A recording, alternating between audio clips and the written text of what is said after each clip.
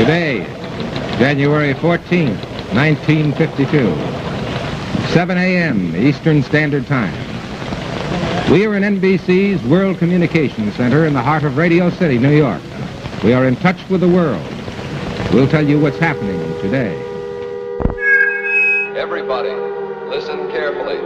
The Martians are coming this way. We must evacuate the city. Take food and water and extra clothing with you.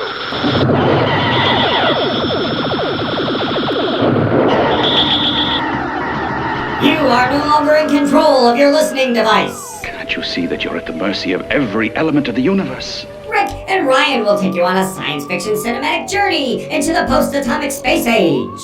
I'm not going to cooperate with these monsters. We found a flying saucer. Just a minute, ladies and gentlemen. I think something is happening. A chronological deep dive into the past. Holy cow. Put on your magnetic boots. Let's go. And strap yourselves in for your ride with... The Unidentified Flying Podcast. Outrageous. Hi, this is Rick, and welcome to another long-awaited episode of the Unidentified Flying Podcast. How long awaited is it? Been a while. Been a while. Yes, it is the brand new episode of Unidentified Flying Podcast. Rick, we're in season 2. Holy crap. Finally, season 2. We made it through 1950, 1951. Now we're in 1952. Anybody, longtime listeners will know that we experienced some issues after running into an asteroid belt or asteroid field near Venus. Repairs took a lot longer than we thought, but we're back. Time holes and black worm loops, black holes and worm hoops, and all that shit causes time screw ups with us, and that's why sometimes you don't hear from us all the time. What the fuck did you just say? Yeah, and don't forget about the Nexus. Yeah, we did get stuck in the Nexus for a while. Yeah, and there was no Whoopi Goldberg. It was really weird. So we could have went back to the beginning of time before the episodes even started, so we could make them better for you. But we didn't. We decided to come back 10 minutes before our latest suckage. Yeah, we're not going in back in the past to fix mistakes. Yeah. In fact, we went in the future and made a few mistakes that we'll catch up to in a few years. Oh my God, will we? Wait till Rick sees that kid he has. Yeah. That mysteriously has my face. That's weird. You don't even know her name yet. Nope. Sounds like an egg was involved or something. Like Mirth. Do you remember Mirth? No. You don't remember Mirth? No, what are you talking about? Mirth is Mork's son, Jonathan Winters. His name was Mirth. Oh, and he came from a giant egg. And remember, he was born looking like Jonathan Winters. You don't remember that? No, I believe you, but no, I do not remember that. You better believe it. I don't believe it. But one thing I need to let everybody know that, again, longtime listeners, all three of you, and by all three of you, I mean me, Rick, and that one other person that listens.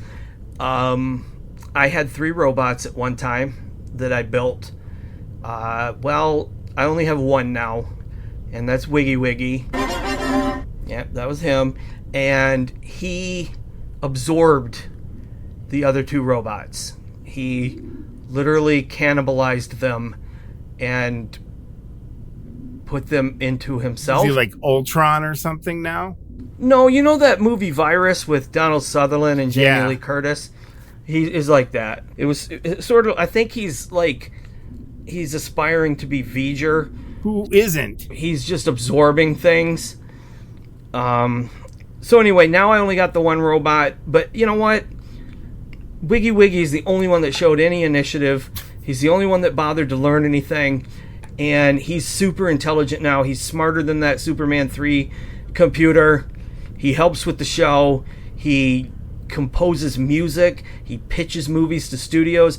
I don't know. He's more talented than us, and eventually he's going to just take over this ship, and Rick and I will be cocooned in something, and we'll get found by Steve Railsback, and we'll all be vampires in space.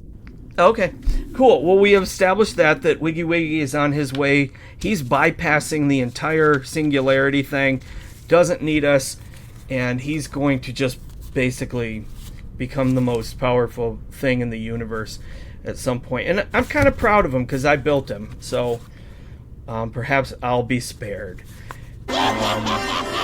But anyway, we are. I don't know, Rick. You any updates on your side of the ship? Nope. No? No. Okay. Nope. So yeah, that's all I got. Is I lost 2 robots, but I gained a smarter robot.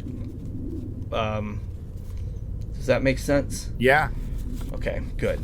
All right, so as I stated, this is the first episode of 1952. If you are just joining us, we are the crew of the Lexaproteus-IV, and we are on a 10-year mission to explore, year by year, film by film, the science fiction cinema of the 1950s.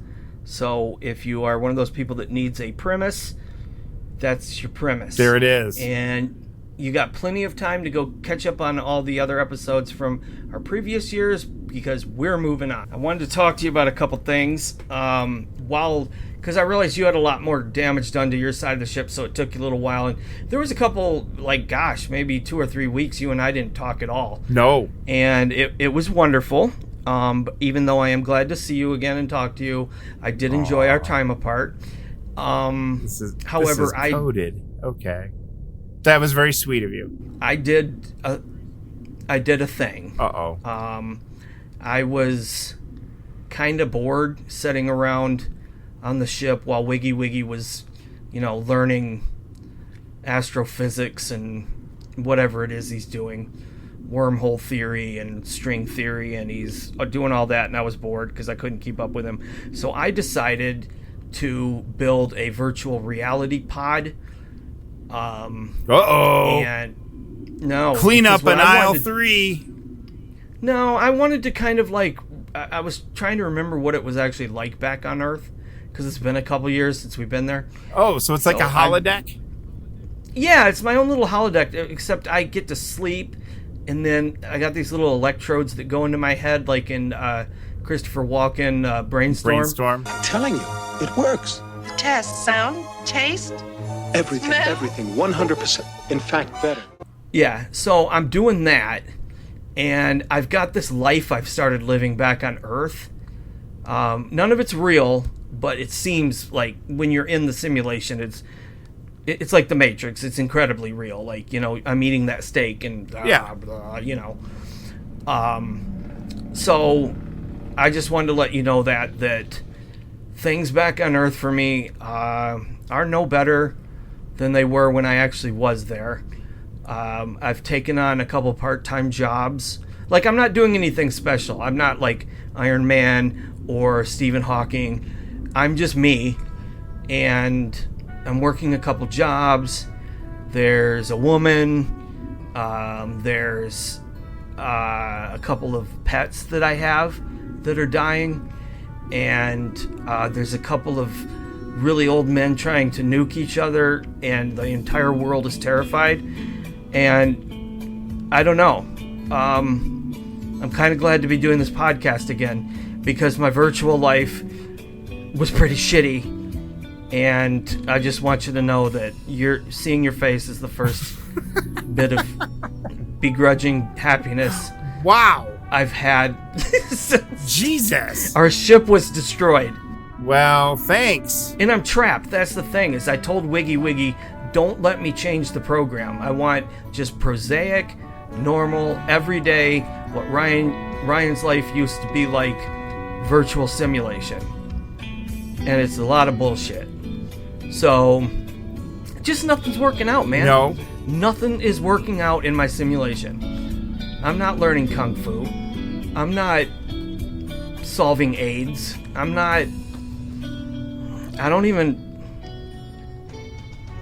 Actually, as soon as we wrap up this podcast, I have to go to work. in my fake world. And is this like one of those games on Steam because everything on is there? It's like day job or clean up piss, you know, be awkward around that pretty woman that simulator is over there. Hey, turn on the news and find out how many minutes to midnight we are. Yeah, but anyway, I'm not even making very good fake money. I don't know what I'm doing. So, on that note, I'm pretty happy that I get to talk about a new Jungle Jim movie. Oh, yes. Because even though I don't like these movies that much, it's still better than having to go to work while sleeping in a virtual reality pod. Oh, it's terrible, Rick. Man, you got more highways than Spider-Man. I don't even know what that means. Just don't do it. Just enjoy your life up here. Whatever it is you do to stay happy, just keep doing it, man. Don't ever go back to Earth. You can't go back home. Stay here where it's safe. You know how Eddie Money wanted to go back and do it all over? No, I thought he wanted to take her home tonight. Well, he wanted to do that too. Who wouldn't? But he also wanted to go back and do it all over. Eddie Money was so wrong. He wasn't on the money? Is that what you're saying? No, he was he was off the money, is what he was. Just like I bet you Huey Lewis doesn't really have any news. I just imagine him being a paper boy. Was he a paper boy and that's where he came up with that? Hey, what's the news, Huey? Look at Martha. Here comes Huey Lewis with the news. And it's his friends. Yeah. They're in the band back there playing trumpets. And yeah. No, he's just walking up from his bike with the paper in his hand. Here you go, Mr. Wilson. You know, Mr. Wilson. What is he, Dennis the Menace? Mr. Carlson. Well, yeah, whatever. Anyway, Jungle Jim in the Forbidden Land is the movie we're doing tonight because Jungle Jim appears again. Damn it. We cannot get rid of Jungle Jim. We are stuck in a Jungle Jim nexus is what we're stuck in. And Jesus Christ, man. Or our criteria of science fiction is bending just enough to fit some more Jungle Jim movies in here. I don't know. Maybe. But it's not us doing it consciously. That's fate. No, it's I told you. Okay, longtime listeners should know we are pulling from about three or four different resources to find these movies because we want to be as complete as possible. And these movies are listed as science fiction films on several of our resources. We're not just making this up. But after this, I need a fucking break from Jungle Jim. Oh, well, maybe a movie or two in between. Oh, Jesus Christ. More like 5 or 6 movies in between. See, I thought you were going off on Mr. Goodbar for Jungle Jim there a minute ago. Now you're trashing Jungle Jim. Well, we'll find out when we get to the movie. But before we get to this movie, we're going to do something we don't normally do, and we do have some feedback to read from listeners. But before we do that, I want to address one piece of feedback right off the top.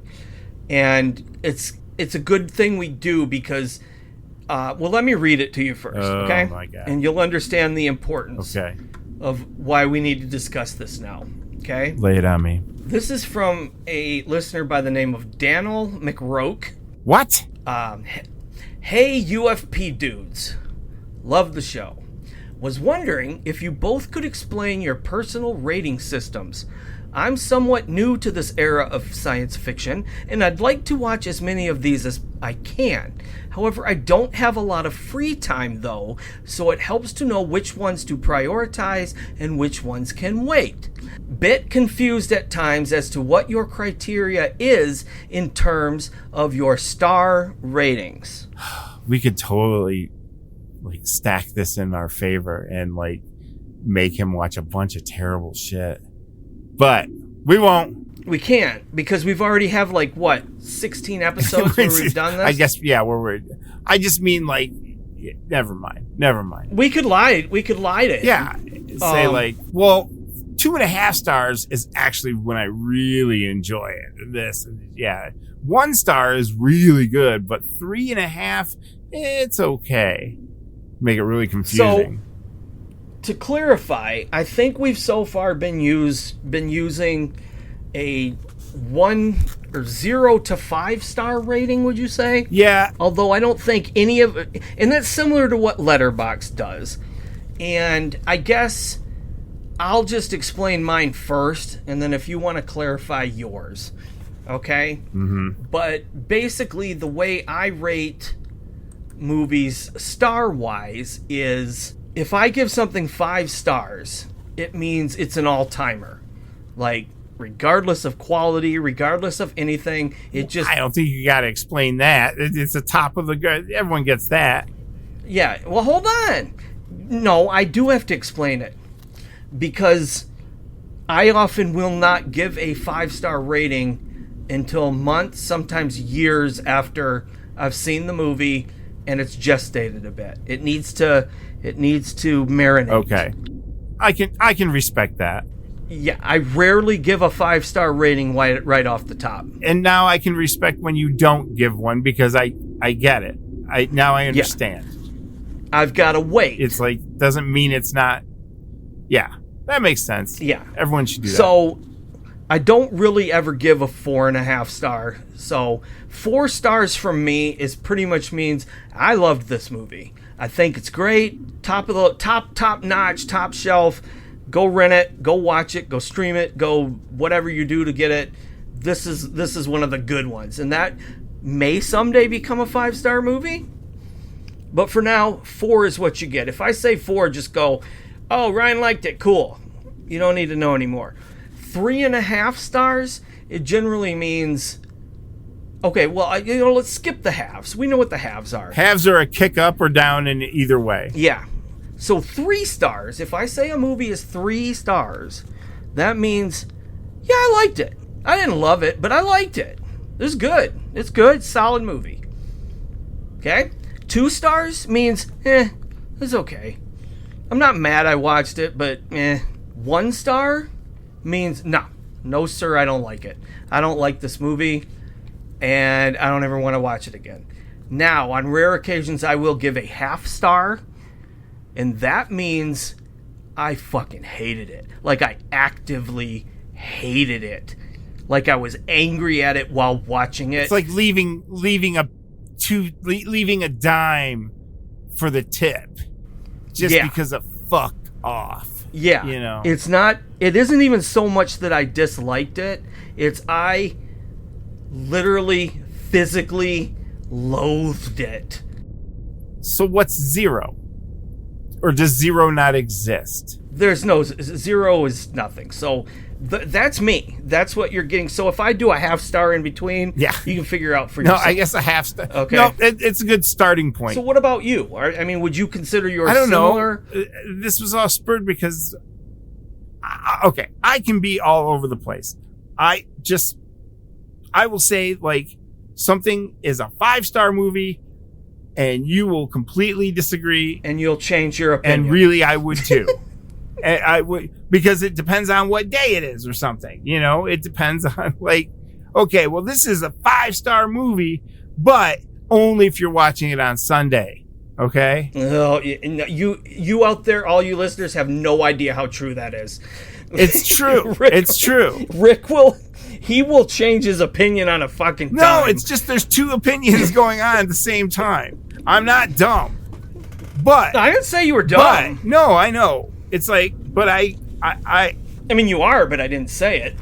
I'll like a whole movie because of an edit. Yeah, okay, or like one note in the score. Yeah, a 2-note exchange or a rotation that went with a nice edit that has like a Philip Glass kind of motion. 5-star movie. But not always. So I'll try and make it easy. Somebody shoot me now! I have a hard time rating things low. Mostly because... He's too nice. No, it's that I'm still kind of mystified any movie works at all anyway, because of how much bullshit goes into making movies and people and hands. It's amazing. It's amazing any of them turn out good.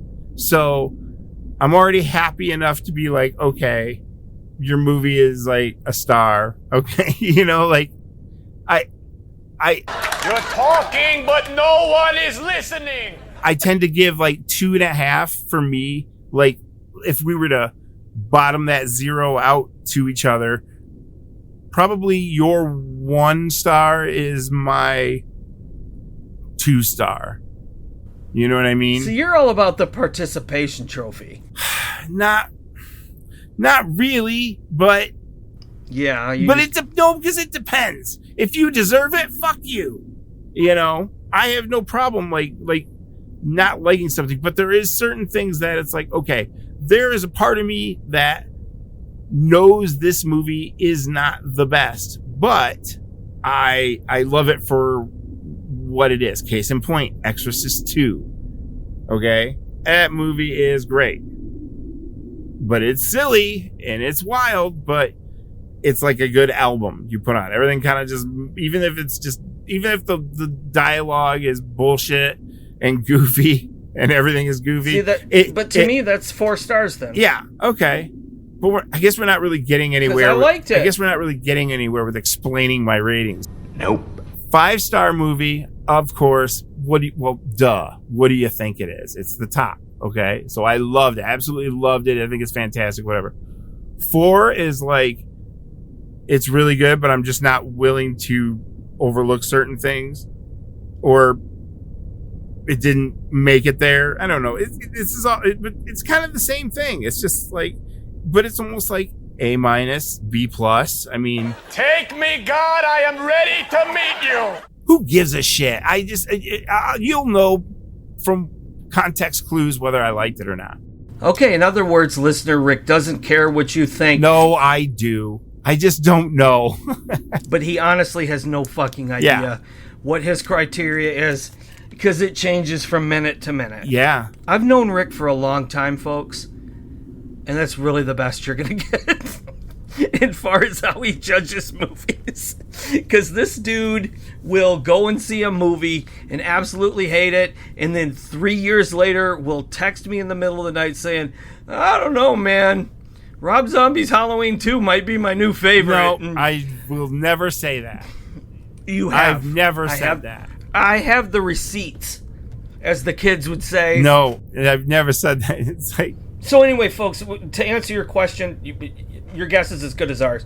So, thank you for the feedback. We're going to move on now. And I hope I've shed some light on... No, but you just follow the basics. You know, 2.5 is the middle of the road. You know, it's pretty good. Rick Reed, folks, you gotta love him. Don't gotta. You do. You have to. If you don't, he gets really sad. I do. And unlike me, he won't build his own robots or his own virtual reality pod. He'll just wallow in it. Yeah, but you're the wallower too. I don't know. You know what? Someone asked me that. We have different frequencies of what it is. That's all it is to it. But I build robots and virtual reality pods. I find interest in something really stupid and go hyper focused for 3 weeks into it in depth, and then come out the other side and then not know what to do with myself anymore. and then want the next Jones. Okay, it's true. Wow. Look at these morose motherfuckers right here. Smells like somebody shit in their cereal. Bung. All right. Well, on that note, I believe that's all the housekeeping we've got. We have some more feedback, but we'll wait. We'll deal with that after we talk about this fucking movie. Because this is our third Jungle Gym movie on the show. It is, however, the eighth Jungle Gym film in the series. Okay? So this is Jungle Gym 8. Nice. Kind of like Jungle Gym Takes Manhattan, I guess. If we were going by Friday the 13th math. Which witchcraft would we be? I don't know. I don't either. But we would be, let's see, I'm not going to do it. Okay. Yeah. It's called Jungle Jim and the Forbidden Land. Did I mention that? Nope. Yeah, probably. It opened in March of 1952, and like several of the other ones, it was shot at the Ray Corrigan Ranch, which we've discussed that in previous episodes. So go back and listen to them. If we don't even, at this point, we can't really get into who Jungle Jim is and who plays him and all that because we've done it so many times. And you know it. Yeah, we would like to encourage you to just instead go back and listen to the episode. So, what do we got this time? Well, we've got a story that unfolds in an African jungle where Jungle Jim is approached by a couple of parties, and each of these parties has competing interests. One of these parties, Dr. Linda Roberts, played by Angela Green, is an anthropologist, and she would like Jungle Jim to help her locate a rumored tribe of quote-unquote giant people. Now, these giant people, she believes them to be a missing link between humans and apes. Spoiler alert, the giant people are actually just slightly, and I do mean slightly taller than average, wolf people. Yes. Werewolves, wolfmen, I don't know, but they are not giant. Like good old-fashioned Dr. Moreau wolfmen people. Yeah, yes. And meanwhile, a man by the name of District Commissioner Kingston, played by Lester Matthews, he's concerned about a herd of elephants stranded in a valley, while ivory hunters Doc Edwards, William Tannen, and Denise, Jean Wiles, aim to exploit the situation for profit. Jim refuses to guide anyone to the Forbidden Land. Fuck all of you. Yeah. I'm not taking you to get the giant people or the elephants. Get out of my jungle. Yeah, he's like, oh, you don't know, or you know and you won't tell me. Yeah, I'm not telling you nothing. Yeah. And then, after being drugged and framed for murder, Jungle Jim finds himself entangled in a web of deceit and danger. Will Tamba rescue him? Probably. Will Jungle Jim save the day? Probably. Will Johnny Weissmuller finally emote? Yes. Sort of. Because that's the first I've got. It's the first. I'll get to that in a minute. Jungle Jim. So, Rick. Yeah. Let me tell you a little bit about the people behind the camera. We have director Lou Landers. Once again.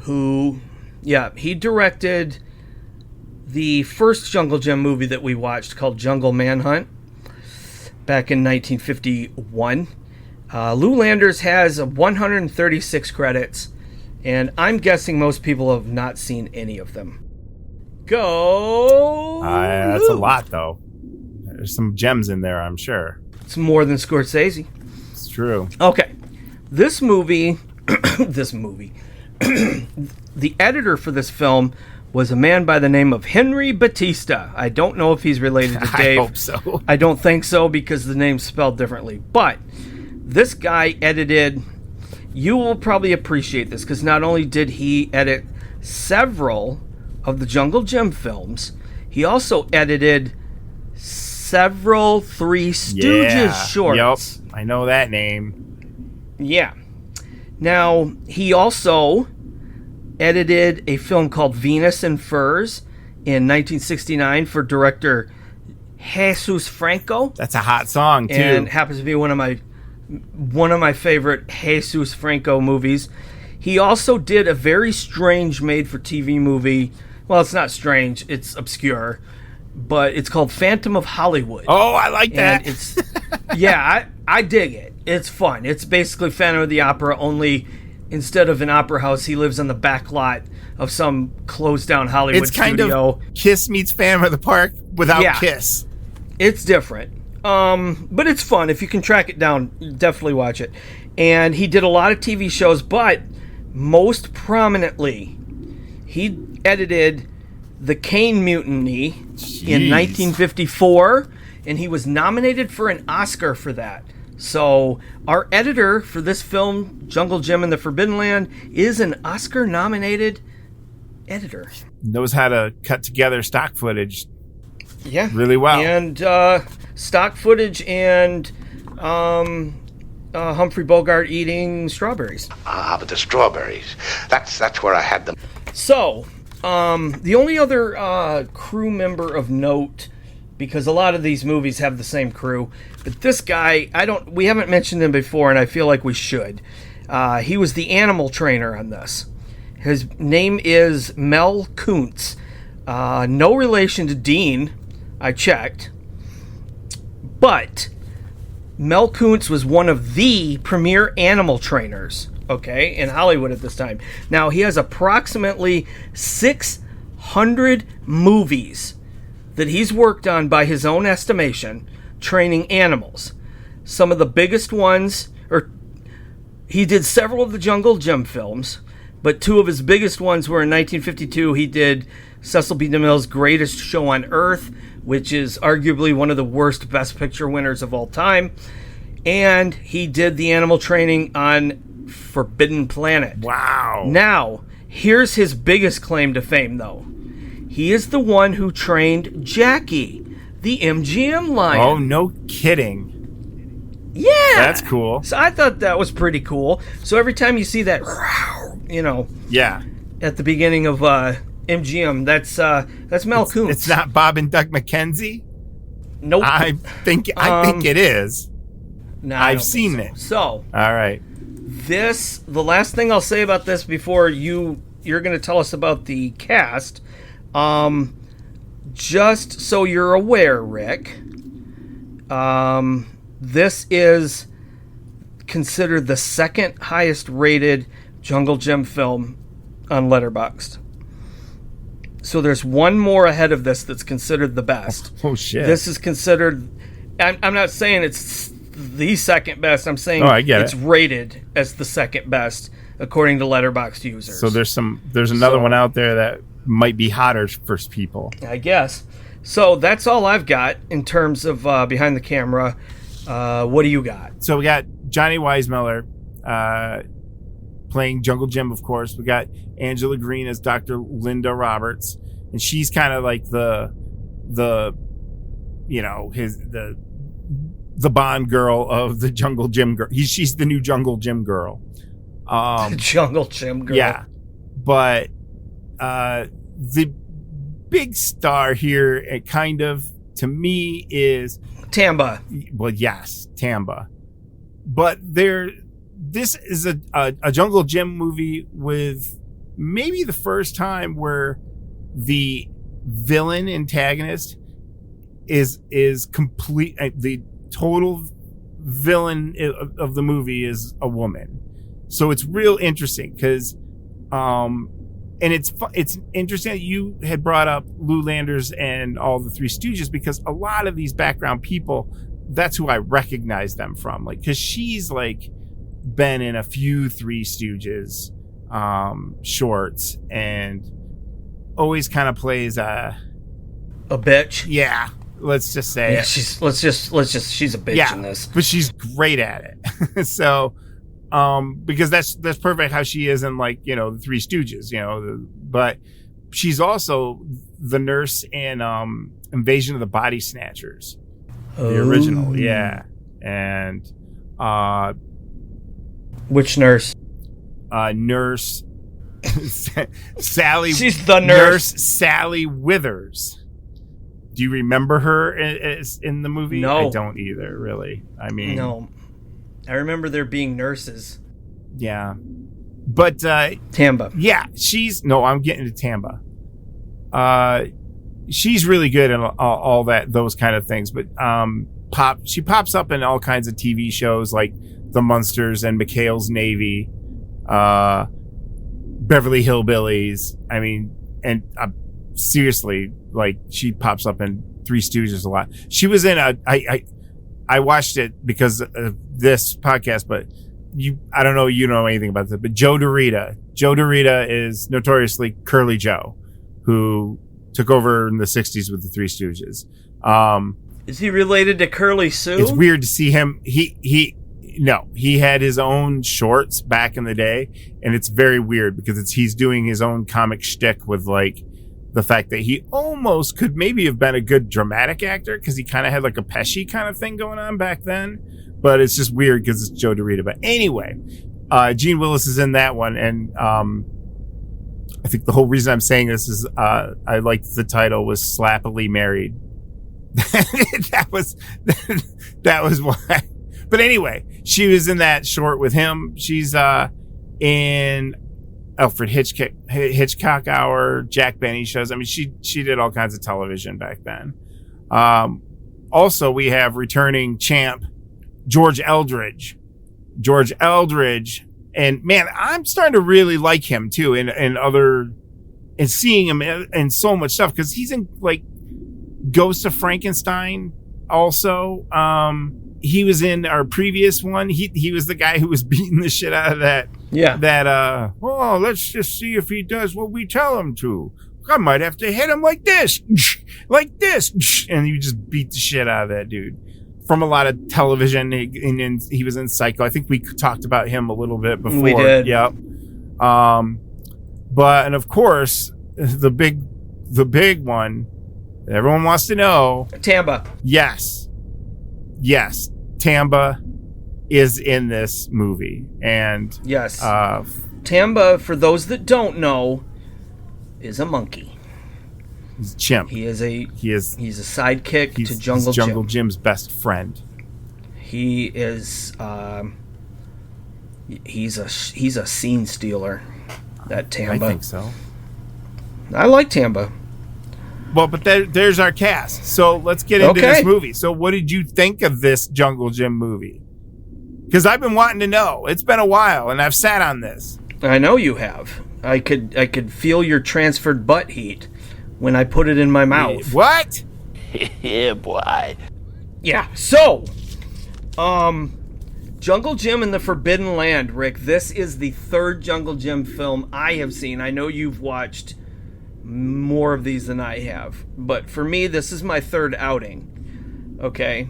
And I did say in the, I believe it was our last episode. Because you liked Fury of the Congo.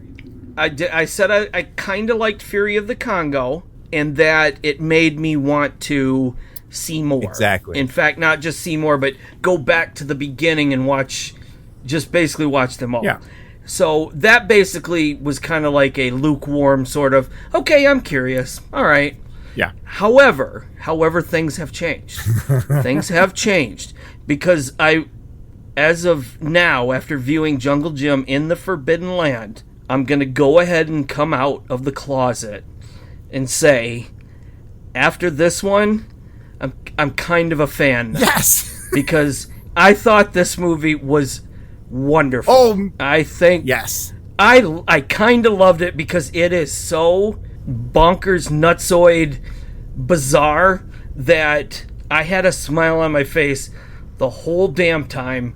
And I think what got me was this. Because I've remarked before that Johnny Weissmuller may have won gold at the Olympics, but he's not a good actor by any stretch of the imagination. And he emotes less than both Chuck Norris and Billy Blanks. But here's the thing. If you start the movie at exactly 9 minutes and 41 seconds into this film, Jungle Jim smiles. And it's the first time I've seen him emote. And I think at that point I went, okay, Jungle Jim, if you're having fun now, finally, after 8 of these goddamn things, I'll have fun too. Now, for all I know, he laughs and weeps like, Anthony Hopkins level crying. Shadowlands, Anthony Hopkins. Who's the good crying? Laura Dern, ugly crying. Maybe he does his best acting in the first one, and I just don't know. But anyway, for me, this one really kind of sold me on the series. I'm like, all right, okay, this is what it's all about. Because we just get everything. Like, we get stampeding elephants. There's an avalanche for no reason. right off the top, we've got this woman, I forget her name, even though I just said it, but she's the anthropologist. Yeah. She's in a canoe or something with a guide. She wants to go to the Amazon or to find giant people. Yeah, the giant people, and the boss is like, "You're not gonna get a guide," and she's like, "Well, I'll find a guide." And well, she gets the guide, and then the guide is within 5 minutes. The guide is eaten by a fake-looking hippopotamus. Exactly. And she gets out of the water and is completely unfazed by the fact that she just watched her guide get eaten by a hippopotamus, and immediately begins flirting with Jungle Jim like nothing happened. No, it's so good too, because seriously, because the whole first scene is like, you better be careful, you better do this, or no, you can't go there without a guide and all this. Where can I find a guide? A good guide? Oh, there's lots of them. I want the best. Someone who knows every inch of the jungle. Maybe you could get Jungle Jim. Jungle Jim. What's his address? He doesn't have any. He lives in the jungle.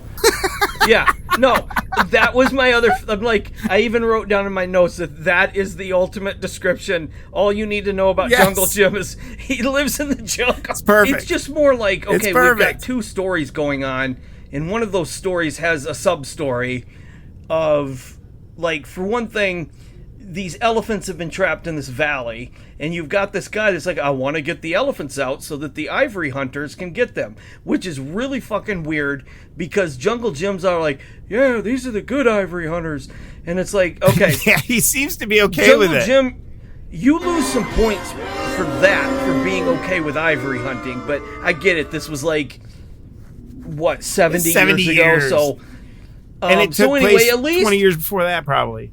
Yeah, so at least he's trying to be fair. Like, these guys aren't going to just kill them all.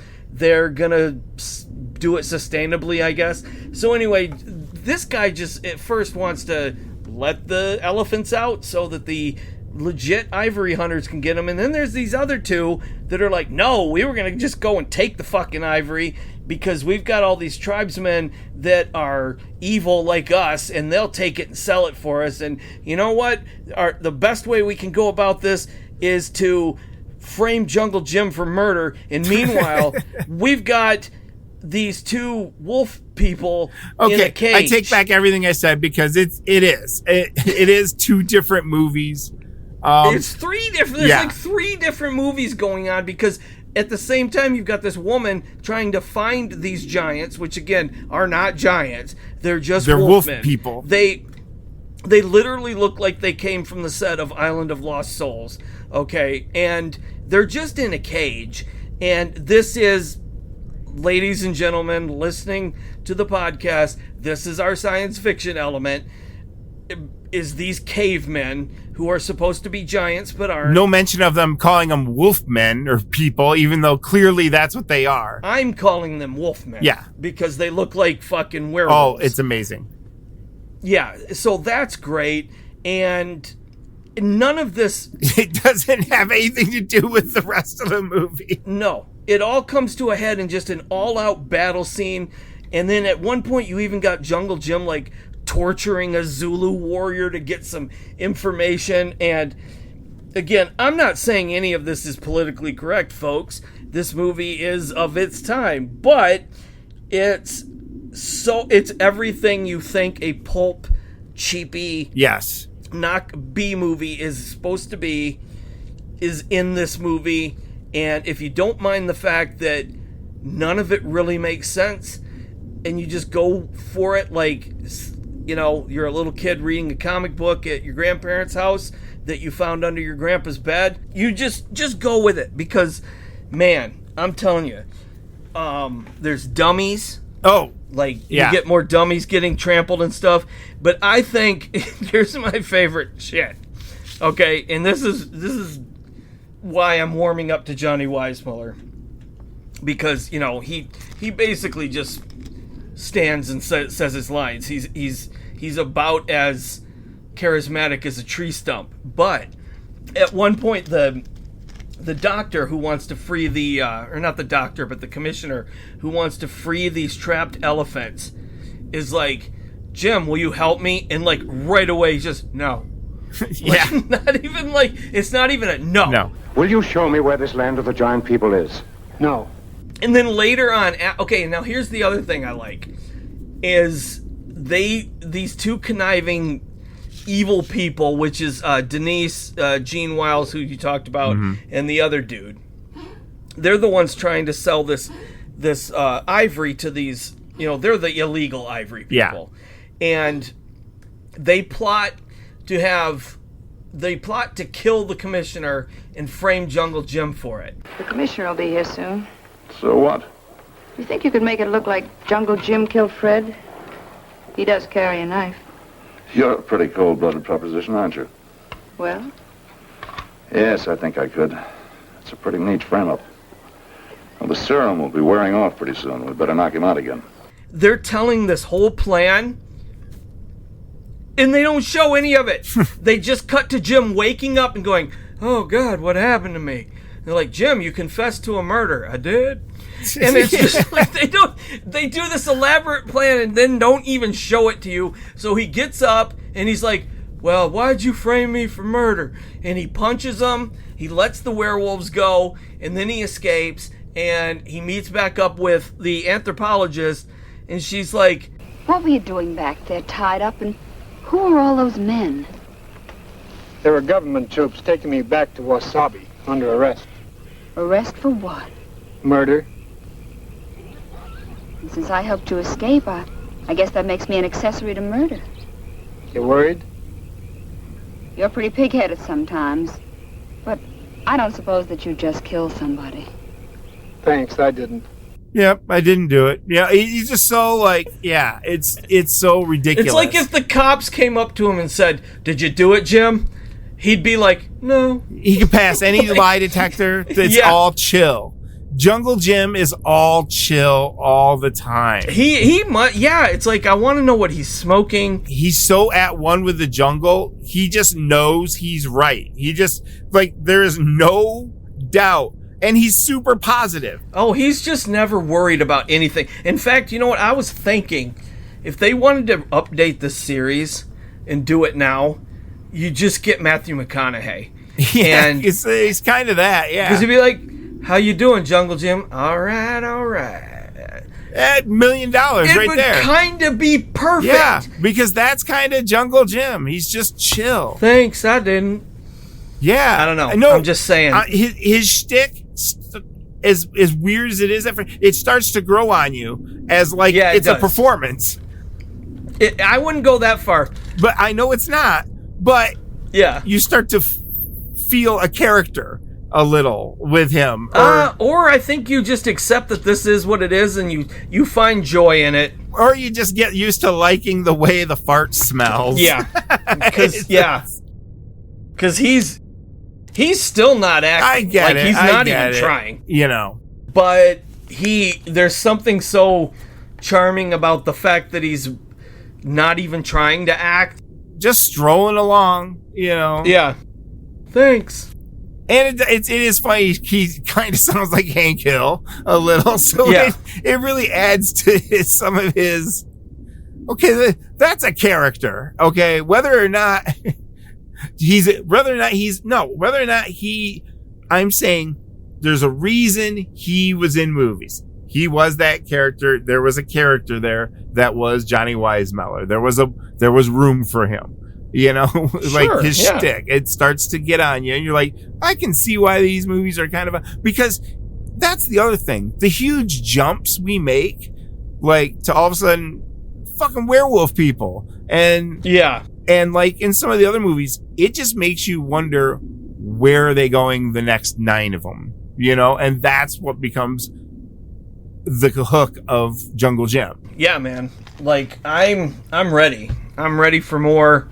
And you were talking about earlier about the villains in this one, and I kind of love how cold-hearted she's ruthless. Gene Wiles is. Yeah, because at one point, like, it's so comic booky, but at one point she actually says, "Well, you were so concerned about your precious elephants.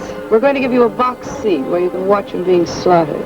And I was like, dang, like, this is a PG kids movie.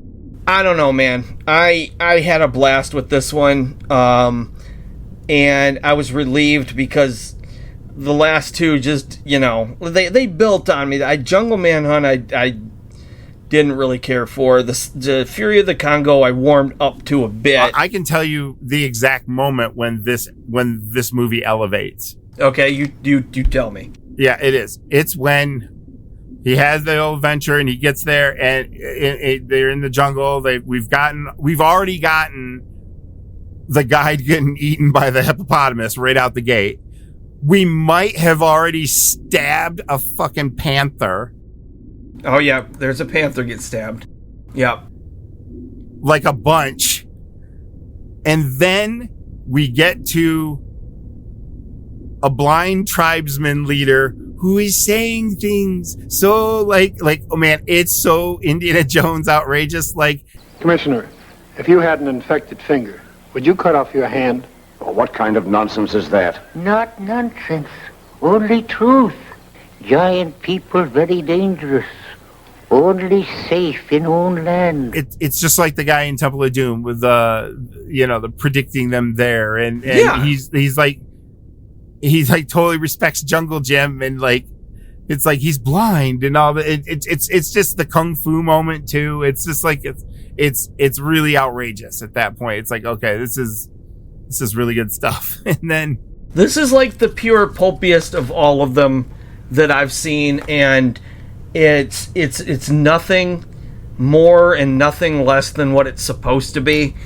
And I think that's what I appreciate about it is it just feels like this one they said, let's kitchen sink this one. Let's just throw everything and we'll see what sticks. And it's almost like they probably made like 7 movies and then just edited this down into 1 hour long thing. Well, it's one of those, I don't know why it works, but it works. It works better. It works better than some of the others. It's like, this one really snaps, And because I don't get it either, because really it is dumb as fuck. And it's completely insane. And I think that's just, it appeals to that 8 or 9 year old kid in me that, well, because let's be fair, the wolf people are cool. Well, no, all of it's cool. And what I was going to say is, it's like, this is the kind of thing I would be watching like on a Saturday afternoon, and my parents would be saying, this is stupid, this is dumb, this is one of the dumbest things, and I would be like, you guys don't understand what you're saying. This is the epitome of entertainment. And I don't know. So yeah, there's a part of me that was watching this going, this is just complete idiocy, complete and utter trash. I can't believe this got made, and I'm loving every minute of it. Like that, I just could not stop smiling through this one, and I was laughing out loud. And I mentioned before how the Jungle Jim movies had said, or I had said in a previous episode about the Jungle Jim movies, like, did they not know how to pay off something? And this one, they totally do. Like, because for a minute you're like, okay, so what about these giant people? Because after they're kind of loose, they're just kind of off walking. Yeah, they're really not doing a whole lot. No. Yeah, it pays off at the end. And spoiler alert, but like, when the villainess gets taken out, it's the most amazing thing in the world. Yeah. It's great. It's like, nope, they went there, and how they went there was beautiful. So, and like, I was setting, there was a hot minute there because I always, obviously, watching these movies through the lens of 2025, there's a lot of cringe in these movies, obviously. We don't even, it's not even worth getting into that they are racist, they are problematic, I get all that.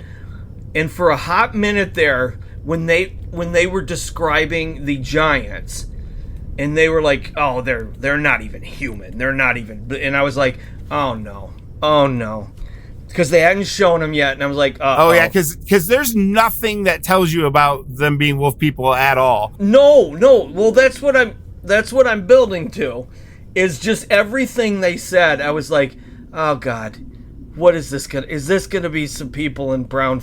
Like, what are they gonna do? We've already done so much of it, yeah. And I'm like, is this about to get ultra racist? Jungle Jim isn't the only one who knows where the land of the giant people is. If he won't show us the way, someone else can. Yes, but who? The 2 giant people you captured. But you don't understand, Denise. Those people are like animals. We have no way to communicate with them. They can't possibly tell us what we want to know. And then they cut to the giants and they're wolf people.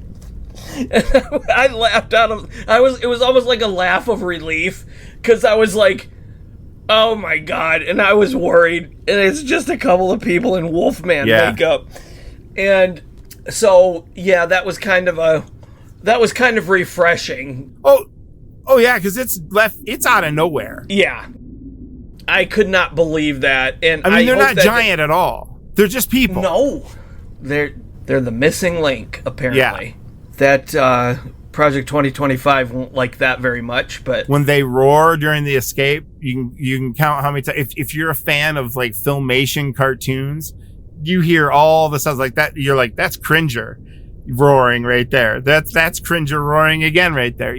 But you hear a lot of those kinds of sound effects peppered through that you hear in like cartoons and shit. Okay, boy, let her rip. What's that? It's Battle Cat! Battle Cat's here, then so is He-Man! As if all this wasn't, like, good enough, then it totally puts the button on the movie with, where's Tamba? And then Tamba comes out wearing, like, one of the enemy officers, like, uniforms or something with a shotgun. Yeah. And then they're watching Tamba mess around with a shotgun, and then he shoots the shotgun off, and they little rascal high speed it with him going and run away, and they all and they laugh. It's like the perfect kind of one of those movies endings, you know, of that era. It's Tamba doing one more funny thing. That's what I like. Yeah. Boom, right there. Yeah, I was going to get mad at you if you said this one didn't have enough Tamba. No, it had a lot of Tamba. And there's a good part where they're like, he's like, because she gets hurt, and she's like, what'd you tell Tamba to do? And he goes, is Tamba going to go get me a taxi? And he's like, well, kind of. And there's like some good stock footage of like Tamba talking to an elephant. Well, not talking. Oh, But the elephant footage, it's actually really dope. And like good tracking shots of the animals running and coming at the camera and stuff. But yeah, basically it's Temple of Doom now, where they're riding on top of the elephant. I mean, it's got everything you want, and it just makes you go, man, what's next, Jungle Jim? Like, yeah, because they're saying that some of the titles in later Jungle Jim movies are wild, like Jungle Jim and the Moon Men and shit and whatever. So it's like, I can't wait. What else is going on in between? Fear not. Our journeys with Jungle Jim are not over.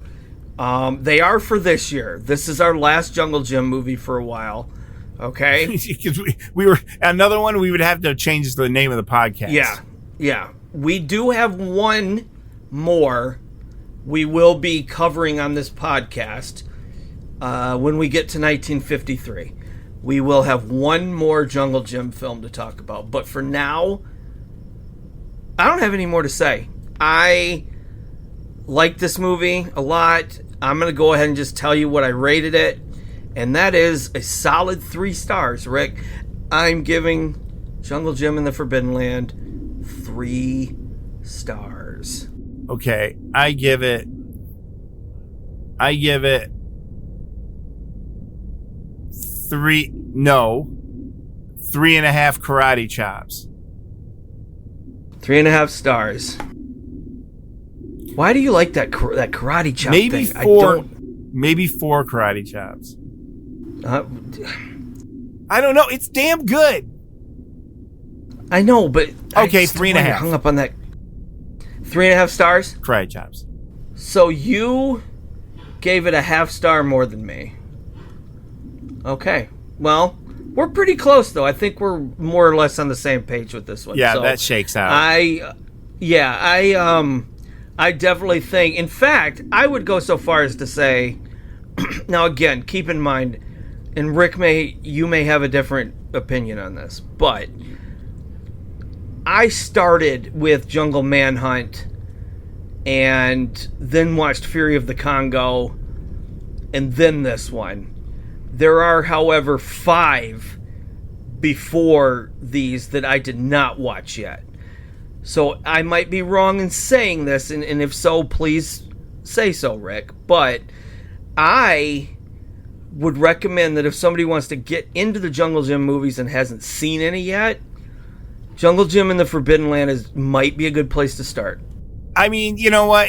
When it comes to these movies, watch them in the order that you can get them. So yeah.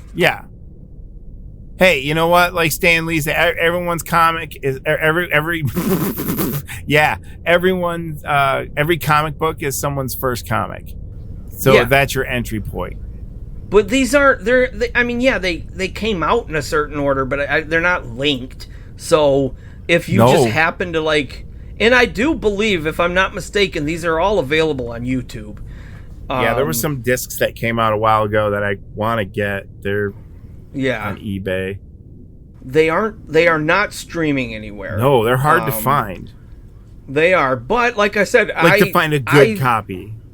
I watched. I'm pretty sure the copy I got of this was off YouTube. Yeah.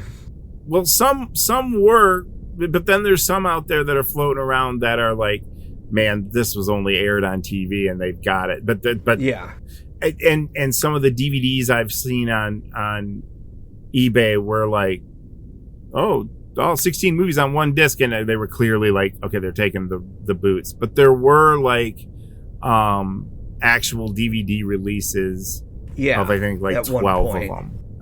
And that's what I want to get because I kind of hope at some point these get... Man, they should get they would be nice like in a Criterion pack or something. I doubt Criterion would do it. Criterion's but, put out some bullshit before. Yeah, but not I think if anybody's going to put these out, it would be Kino Lorber. Okay. Better yet. No, they're all fine. Yeah. I love them all. I'm just saying I see this more as a Kino Lorber set. I'll concede to that. If they aren't banned and, taken away from us for promoting missing link theory, who knows? The way things are going in my simulation pod, I may go back to sleep tonight and go to my fake Earth and find out Jungle Gym's been outlawed. Man, don't talk shit. It seems so unbelievable, yet they're saying it's true. They're teaching us about it in school now, that humans were monkeys once too. I know kin to the monkey, no. The monkey's no kin to me. I don't know much about his ancestors, but mine didn't swing from a tree. By the way, do you still want me to take you to the land of the giant people to study the missing links? No, thanks. As far as I'm concerned, the missing links can stay missing. I'll confine my studies to Tamba. Enjoy what you got on this spaceship. I don't think you realize how safe you and I are up here. It's like, what was that movie where they're up in the ship and there's DEFCON 4. Yeah. And then they got to go back down and it's the nuclear war happened.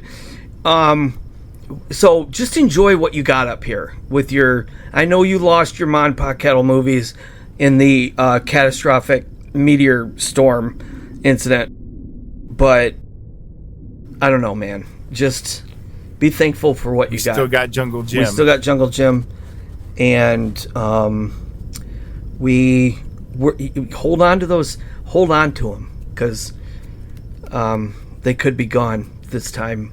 By the time you listen to this podcast, they could be outlawed because of Tamba acting like a human might freak out some Christians. The only good human is a dead human.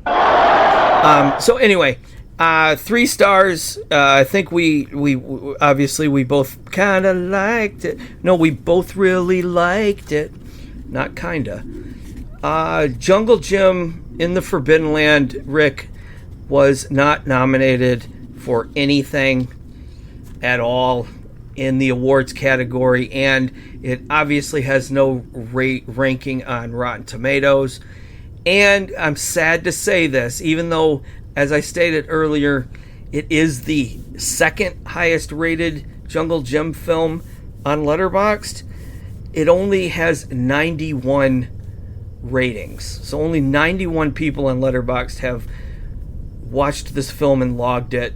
And the average rating for most people, 30% of the ratings, are 2.5 stars.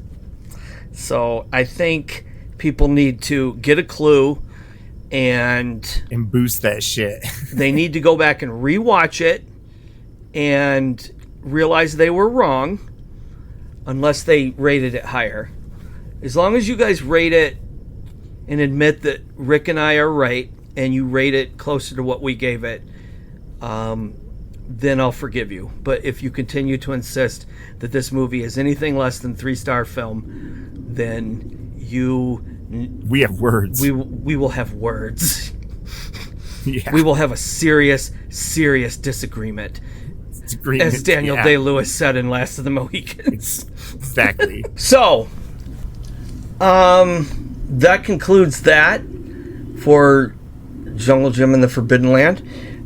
Before we move on to our feedback, we're going to play a little game. In honor of our... Now, okay, if you've been listening to our podcast, you know that our first episode was for Rocket Ship XM. However, in the first of what proved to be only twice that I've ever made a mistake in my life, I accidentally put that before the Flying Saucer, the Mikkel Conrad opus, Passion Project, because that was technically the first movie we should have reviewed in chronological order. But I screwed that up. I've already done my penance and said my apologies. But on that episode, we started a little game called the 6 Degrees of Richard Gere.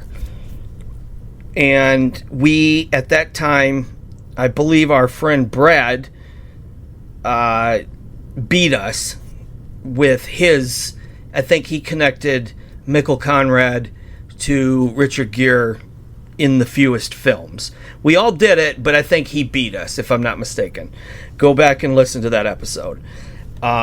So, in honor of that, since this is our first episode of Season 2, we are going to do another round of 6 Degrees of Richard Gere, because we are still hoping, before he leaves this earth, that Richard Gere gets to act in a science fiction film, because it's the only genre he's never done. I think I figured out one that he was in, though.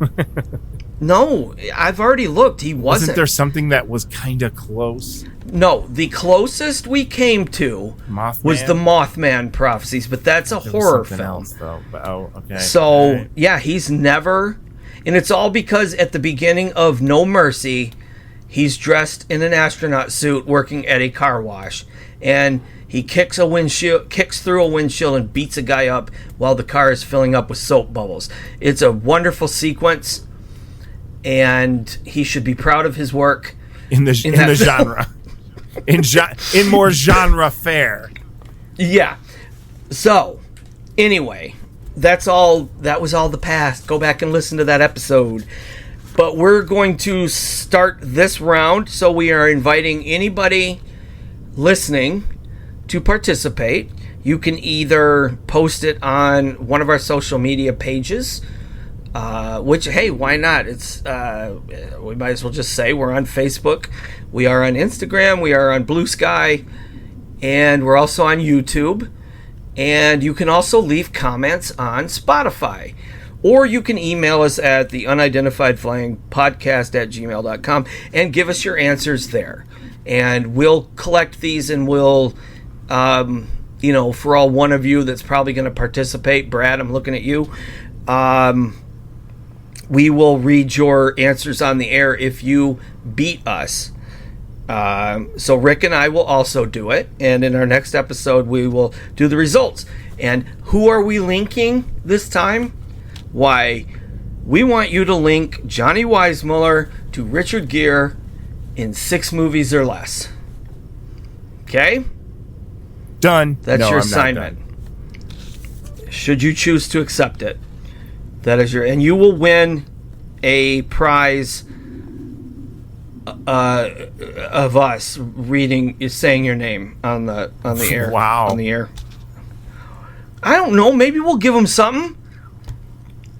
We'll fake autograph something that's Tamba, and if we get stuck in the Nexus again, we'll go back to the past. We'll get Tamba's autograph for you and bring it back. So, I was going to give that movie. It does get a demerit because Skipper the dog hasn't come back, and where the hell is Caw Caw? I don't know. Maybe he'll pop up in our next one. 1953's Killer Ape, because that is the next Jungle Jim movie we'll be reviewing. So maybe he'll be in Killer Ape. But you know what? He's in some of the other ones. There's plenty of these we're not going to be reviewing. Just go watch them. I think now that I'm a fan, I would just say go watch them, man, because that's what I'm going to do. I'm gonna go watch all of them. And I want to know what other series like this I'm missing. Like what? Well, probably Tarzan. What's the bootleg version of this? I guess that wouldn't be Tarzan. I guess really, Jungle Jim is the. I was gonna say Jungle Jim is the Tarzan, but hey, anyway, he's the poor man's Tarzan. Yeah. So poor man's Tarzan. There's got to be something. I don't know. You do that. I'm just saying there's got to be something. There's got to be another like, what's Jungle Jack up to? Like, is there another guy out there doing jungle movies like this as a character? No, it wouldn't be Jungle Jack. It would be Rainforest Randy. No, Rainforest Randy. That'd be in the 90s. It'd be like Fern Gully. How about Forest Fred? Forest Fred. Fred Forrest. That's No, didn't Chuck Norris already make that movie Forest Warrior or something? Oh man, yeah, where he turns that kids movie. He turns into shit. That was He turns into an eagle or something. Yeah. Man. So that's your bootleg Jungle Jim is Chuck we Norris. Found that during the middle of COVID, and that was just like, whoa, it was like a shining beacon. It was Forest Warrior. It was like, what is this? It actually makes Top Dog look brilliant. I like Top Dog. Top Dog. No, you don't. Yes, I do. Don't you like Top Dog? You don't know about Top Dog? I know about Top Dog. Because Top Dog with Simon. I know Rex and Chevy Chase doing the voice of the dog, and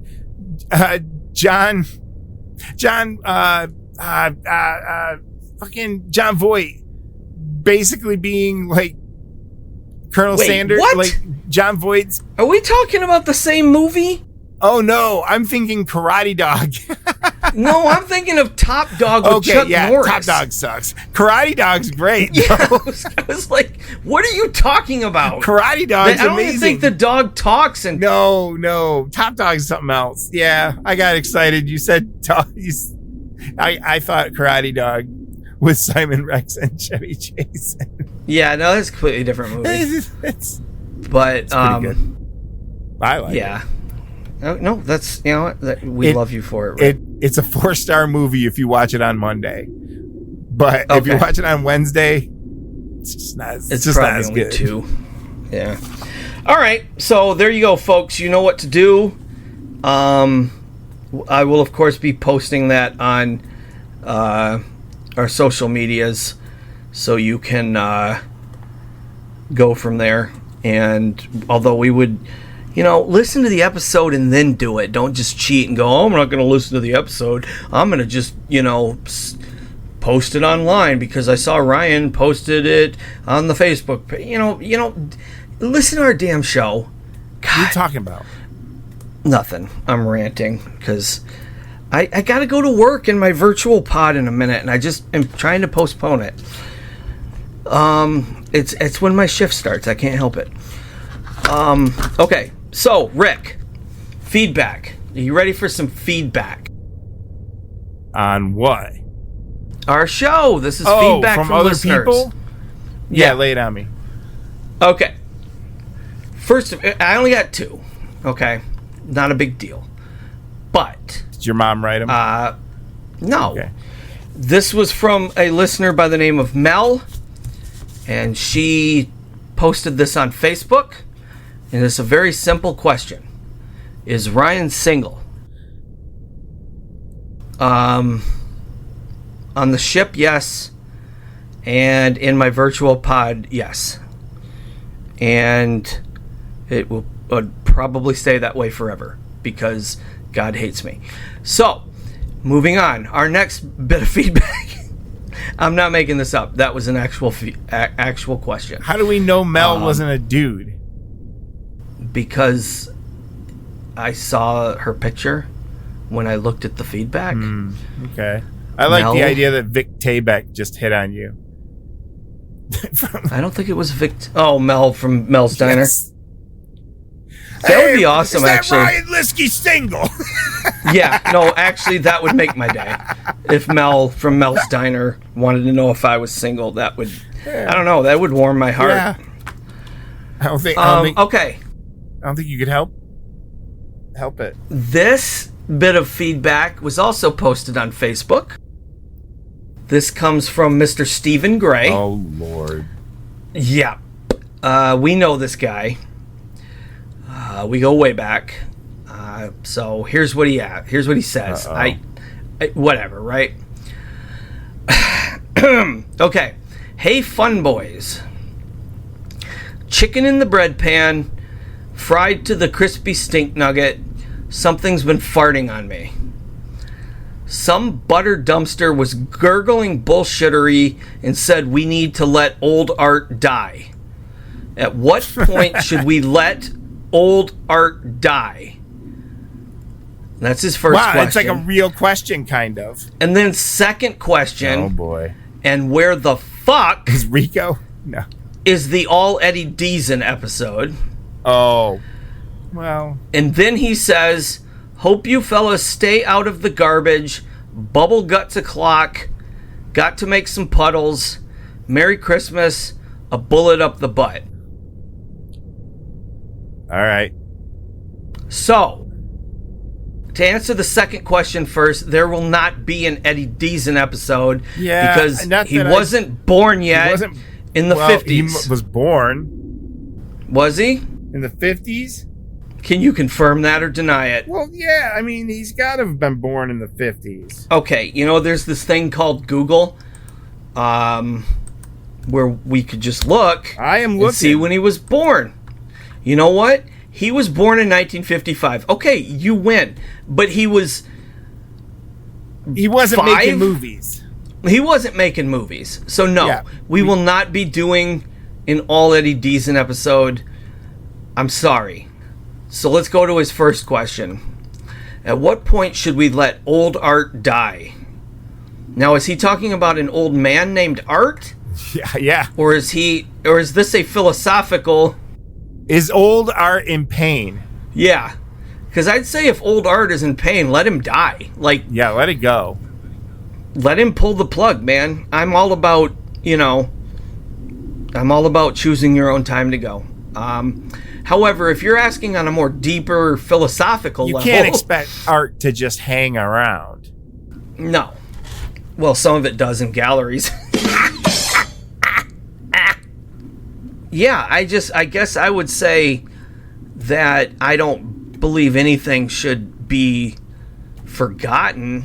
Now, that's not to say that I think everything should be continually analyzed and poked and prodded and, retroactively criticized or something. It's like, just let it go. But I don't think it should ever be physically let go. Like, I believe everything should be preserved. All right, well, thanks, Stephen, for your for your questions. I hope we answered them. And feel free to chime in again. Bubble butt, whatever you called me. And so, yeah, again, if you want to ask if Rick's single, or if you want to ask Rick... No one has ever asked that. If he wants to date Eddie Deason while contemplating old art and old art's death, where can they do that, Rick? Well, like I said, on our social medias.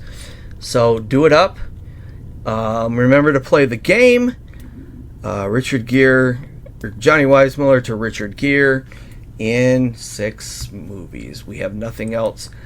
I have nothing else to... So, hey Rick, as long as I've known you, there's one thing I know for sure about you, is you would never murder someone. Thanks, I didn't.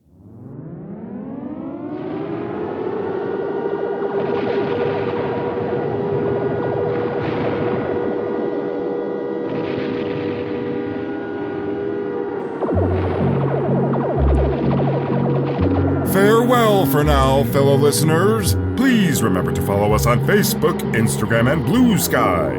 Also, every thrilling episode is available on YouTube. And if you're tuning in via Spotify, feel free to leave us a comment. Or if you want to make direct contact, fire off an interstellar message to the unidentified flying podcast at gmail.com. Follow, review, and share. Your engagement helps us battle the nefarious algorithm, the Dark Lord of the universe. And remember, friends, keep watching the skies!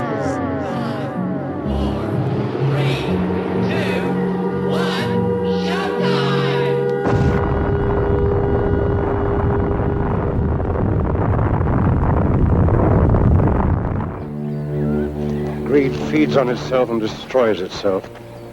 Jim, you saved me from making an awful mistake. We all make mistakes, Commissioner. But in the jungle, you're not always given a second chance.